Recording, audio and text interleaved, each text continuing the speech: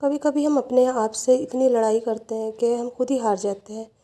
دنیا سے جیت سکتے ہیں لڑکے، لیکن اپنے من سے ہار جاتے ہیں۔ کہیں نہ کہیں یہ ہر عورت کے اندر چھپا ہوتا ہے، جب وہ اپنے آپ سے کسی چیز کے بارے میں لڑتی ہے۔ دل کہتا ہے کہ یہ کرنا ہی ہے، اور دماغ کہتا ہے کہ نہیں یہ غلط ہے، لیکن کہیں نہ کہیں دماغ کی نہ سن کے ہم دل کی سنتے ہیں، اور وہیں پر ہم ہار جاتے ہیں۔ پھر وہ وقت آ بھی جاتا ہے جب اس کام کو ہم انجام دیتے ہیں، لیکن وہ جب فیل ہوتا ہے نا تو دل کو بہت دکھ سا بھی ہوتا ہے، لیکن خوشی یہ ہوتی ہے کہ چلو ہم نے اپنے من کی کری تو صحیح۔ تو بس اس طرح سے زندگی کچھ نہ کچھ زندگی ہمیں بہت کچھ سکھاتی ہے، لیکن صحیح معنوں میں جو اپنے اندر کی جو لڑائی ہوتی ہے نا، اس سے ہم ہار جاتے ہیں۔ اس کے بارے میں اگر کوئی ہمیں صحیح رائے دے سکتا ہے تو وہ ہے اپنا کوئی ہم سفر ہو یا اپنے ماں باپ ہو۔ بس اپنا ہم سفر سے زیادہ کوئی بھی نہیں سمجھ سکتا۔ میں تو یہ مانتی ہوں کہ ماں باپ کے بعد اگر کوئی سمجھتا ہے ہمیں تو وہ ہے ہمارا ہسبینڈ، اور اگر اس کی بات ہم مان جائے، اگر وہ ہم پہ ٹرسٹ کرتا ہے، یعنی کہ ہم پہ وہ بھروسہ کرتا ہے، تو پھر اس کے بعد دنیا کو ایک سائڈ کر دو اور وہ چیز کرو جو ہمارا من کہہ رہا ہے، جو ہمارا دماغ ہمیں سمجھا رہا ہے۔ دنیا کی بات میں آنے کے بعد میں نا ایسا لگتا ہے کہ کہیں نہ کہیں ہم دنیا سے جڑ گئے اور دنیا نے ہمیں پیچھے کر دیا۔ آج ہم مانو ہم کوئی فیصلہ لیتے ہیں اور دنیا کے چکر میں ہم رہتے ہیں تو وہ پیچھے ہی جاتا ہے۔ کچھ میرے ساتھ بھی اسی طرح سے ہوا تھا۔ میں نے دنیا کی سنی تھی اور اپنے قدم پیچھے ہٹا لیے، لیکن اس کا نتیجہ کیا ہوا؟ جہاں کل تھی پھر آج وہیں آ گئی۔ لیکن اب جو میں اپنا فیصلہ کروں گی اس میں اگر مجھے کوئی بھی کچھ کہے، ویسے تو اللہ مالک ہے، لیکن ہاں یہ ارادہ کیا ہے کہ سننی سب کی ہے، کرنی اپنے من کی ہے، اور جو اپنے بچوں کے حق میں بہتر ہوتا ہے نا وہی کرنا چاہیے۔ یہ جو ہمارے بچے ہیں یہ ہماری دنیا ہے، دنیا سے ہمیں کیا لینا دینا؟ اگر ہمارے بچے، ہمارے ہسبینڈ ہمارے ساتھ ہے نا تو دنیا بہت کچھ بھی کرنا چاہے، بہت کچھ کرے، لیکن وہ ناکامیابی ہو جاتی ہے کیونکہ وہ ہار جاتی ہے۔ پھر کچھ ٹائم لگتا ہے اسے ہارنے میں، لیکن وہ ہار جاتی ہے۔ کچھ وقت ہمیں لگتا ہے صبر کرنے میں، لیکن ہم جیت جاتے ہیں۔ صبر کے ساتھ رہنا چاہیے اور یہ سوچنا چاہیے کہ اس کا کام ہی ہے یہ سب کہنے کا۔ اگر یہ سب نہیں کہے گا تو پھر اس کی زبان کو تیز کون کہے گا؟ اس کی زبان کے اندر جو تلخاٹ ہے، جو ایک زہر بھرا رہتا ہے نا، وہ کیسے سمجھ میں آئے گا، اور پھر ہم کیسے سمجھیں گے اپنے آپ کو؟ میں بھی یہی سب کچھ سوچتی ہوں، اور اب یہ میں نے سوچ لیا ہے کہ زندگی میں اتنا آسان نہیں ہے کچھ بھی پانا، مشکلوں کا سامنا تو کرنا پڑتا ہے۔ اتنا آسان نہیں ہوتا یہ سفر، بہت مشکلوں بھرا ہوتا ہے۔ اگر کوئی فیصلہ کرنا ہے تو اس کے بارے میں اگر آپ بار بار سوچتے رہو گے نا تو کہیں نہ کہیں آپ کمزور پڑ جاؤ گے۔ آپ نے کوئی فیصلہ لیا ہے تو آپ کو اس فیصلے تلک پہنچنے کے لیے بالکل اس کو اس کے وقت کے اوپر چھوڑ دو، نہ اس کے بارے میں ذکر کرو، نہ فکر کرو، اور یہ سوچ لو کہ جو ہوگا دیکھا جائے گا۔ اوپر ہے نا اللہ، وہ تو دیکھ رہا ہے نا میری نیت کو بھی اور میرے کرم کو بھی، وہ سب کچھ دیکھ رہا ہے۔ اور اس طرح سے نا زندگی آسان ہو جاتی ہے۔ بچوں کے ساتھ آپ اس طرح سے رہو جیسے کہ ان کے فرینڈ بن کے۔ اس وقت نا بچوں کے پیپر کا ٹائم ہے، بچوں کے ساتھ جتنا ہم ٹائم اسپینڈ کر سکتے ہیں کرا ہم نے۔ اب انہیں موٹیویٹ کرنے کا ٹائم آیا ہے، اپنے گھر کے کام خود کرنے ہیں، اور پھر اس کے بعد بچوں کو اتنا ٹائم دینا ہے کہ وہ اپنی پڑھائی اچھے سے کر سکیں۔ اور ایک بات میں آپ سب سے کہوں گی، کیونکہ ایگزام کا ٹائم ہے، بچوں کے اوپر ہے نا نمبروں کی، جو کہتے ہیں نا مجھے اتنے ہی مارکس چاہیے، 99% ہی لے کر آنا، 80% لے کر آنا، تو یہ ساری چیزیں نہیں کہنی چاہیے۔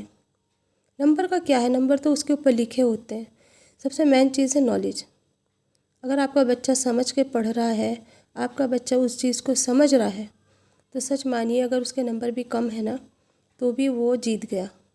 اور اگر آپ کا بچہ رٹے مار رہا ہے اور بس وہ یہ سوچ کے پڑھ رہا ہے کہ بس مجھے نمبر اتنے ہی لانے ہیں اور میں اتنے لے کر ہی آؤں گا، اور سمجھ اس کے کچھ نہیں آئی، تو پھر وہ سمجھیے کہ وہ ہار گیا۔ میری نظر میں تو وہ ہار ہے۔ میری نظر میں وہ جیت ہوئے جسے بچہ سمجھ کے پڑھے اور ماں باپ بھی اسے سمجھے۔ رات کو اپنے بچوں کو زیادہ سے زیادہ ٹائم دیں، گرم دودھ دیں، 2 بادام دیں۔ اگر آپ کا بچہ 5 سے 6 سال کا ہے تو اسے 2 بادام دے، اور اگر آپ کا بچہ 8-10 سال کا ہے یا 10 سے اوپر اس کی ایج ہے تو اسے 4 بادام دے اور کوٹ کے دے، تاکہ بچہ آرام سے پی لے دودھ کے اندر۔ اور اس طرح سے سب کرنے سے بچے کا مائنڈ بھی فریش رہے گا اور اس کی میموری بھی فٹ رہے گی، اور وہ اپنے مقصد میں، اپنے کام میں کامیاب بھی ہو جائے گا۔ جب تک آپ اسے ٹارچر کرتے رہو گے نا تو وہ کچھ نہیں کرے گا۔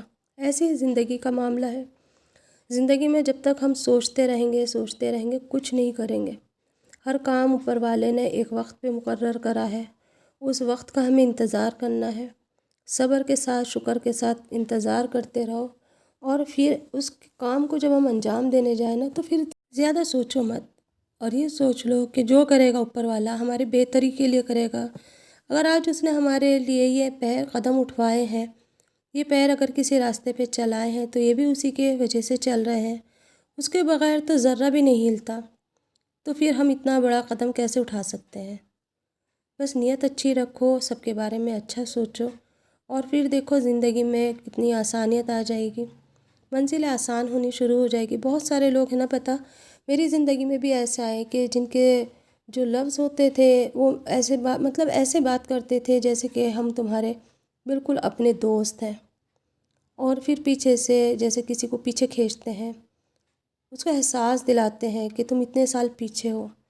تو یہ ساری چیزیں میری بھی زندگی میں آئی۔ ایک کامنٹس آیا تھا کہ آپ اتنا سب کچھ کیسے کر لیتی ہو، تو میں نے آپ سے کہا نا، ہمت ہونی چاہیے۔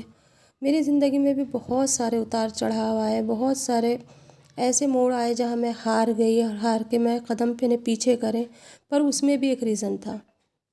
میرے ریزن یہی تھا کہ مجھے جہاں تک اپنے بچوں کو لے کے جانا ہے، یا جہاں میرے بچوں کی منزل ہے اس تک مجھے پہلے پہنچانا ہے، پھر اس کے بعد دوسرا قدم اٹھانا ہے، تو اس لیے مجھے اپنے قدم پیچھے کرنے پڑیں گے۔ کبھی کبھی نا بہت سارے لوگ ایسے بھی کرتے ہیں ہمارے ساتھ میں کہ وہ ہمارے بارے میں بولتے ہیں تو ہمیں کتنا برا لگتا ہے نا، کہ دیکھنا 4 کے بیچ میں ہماری بات چل رہی تھی، وہ ہمیں ایسے کہہ رہے تھے کہ اب یہاں سے یہاں ایسے کر رہی ہے، ویسے کر رہی ہے۔ تو دیکھو 4 کے بیچ میں اگر آپ کی بات ہو رہی ہے نا، تو آپ کے اندر کوئی تو خاصیت ہے جو وہ آپ کی بات کرنے میں انٹرسٹ لے رہے ہیں، آپ کے بارے میں بات کر رہے ہیں۔ وہ تو ہمارے بارے میں بات کر رہے ہیں، ہمیں تو نہیں پتہ نا، لیکن ان کے اعمال میں جو گناہ بھر رہے ہیں وہ ہمارے بارے میں بول کے، یہ تو اللہ ہی جانتا ہے۔ پتہ ہے انہیں کہ یہ ساری غیبت ہے، گناہ ہے، غلط ہے، لیکن اس کے باوجود بھی وہ ہمارے بارے میں بات کر رہے ہیں، ہمارے بچوں کے بارے میں بات کر رہے ہیں، ہمارے ہسبینڈ کے بارے میں بات کر رہے ہیں۔ تو یہاں دل تھوڑا نہ کریں، بالکل بھی یہ سوچیں کہ ہمارے اندر کچھ تو خاصیت ہے جو یہ ہمارے بارے میں بات کر کے اس میں انٹرسٹ لے رہا ہے۔ اور زندگی ہے نا، سچ مانیے اسی میں مزہ بھی آتا ہے کہ اپنی تعریف ہم خود سے کریں تو بیکار ہے، لیکن جب وہ تعریف سامنے والا کرتا ہے، جب وہ اندر ہی اندر جلتا رہتا ہے، ہمیں نہیں پتہ چلتا کیا، وہ برابر ہم سے وہ یہ سوچتا ہے کہ یہ ایسا کیوں کر رہی ہے، کیونکہ اس کے خود کے اندر اتنی ہمت نہیں کہ وہ یہ سب کچھ کر سکے۔